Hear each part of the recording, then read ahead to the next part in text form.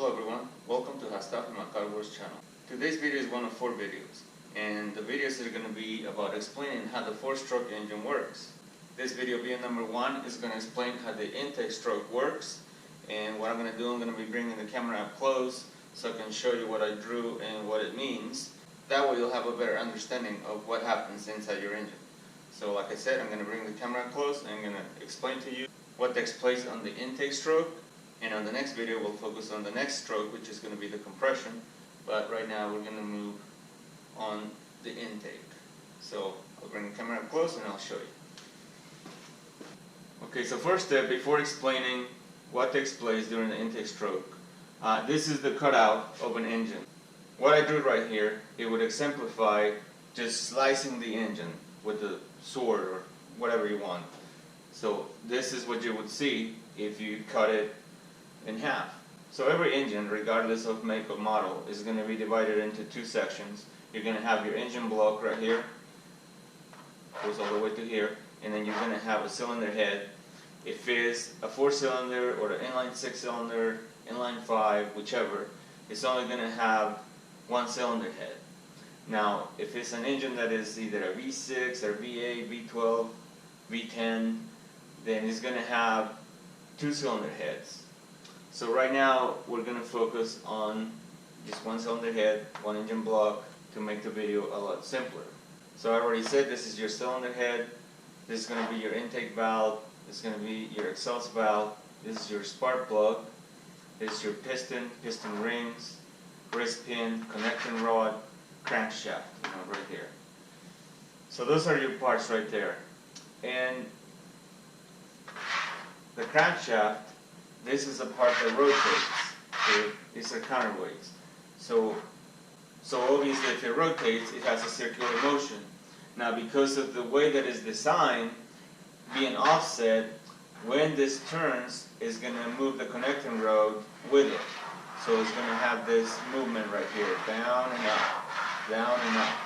So before the intake stroke takes place, the piston right here at the beginning was all the way up here, and what that's called is top dead center. So this is already moving down, and the reason why I have the arrow right here is to show you that it's already on its way down.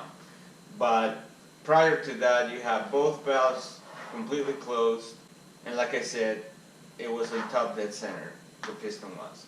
So as the crankshaft rotates, it starts moving the connecting rod this way, and obviously it's going to bring its piston with it down. When it does, the intake valve opens. Now, what causes the intake valve to open? There is another part that is not in this picture that is called a camshaft, and the camshaft is the one that is responsible to open and close these valves. Now, there are different ways to design an engine. There are some, like let's say older American-made engines, Fords, Chevrolets, Chryslers, doesn't matter. They used to have just one camshaft that would operate the valves. And in order not to get too involved on how that works, I'm probably going to make another video on just the camshaft alone.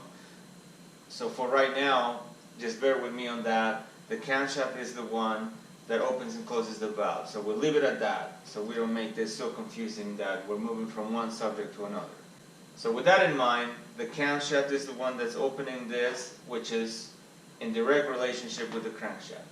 So as the piston comes down, the intake valve opens and it enables air and fuel mixture to come in. So there are 2 different ways that the engine gets its air and fuel mixture.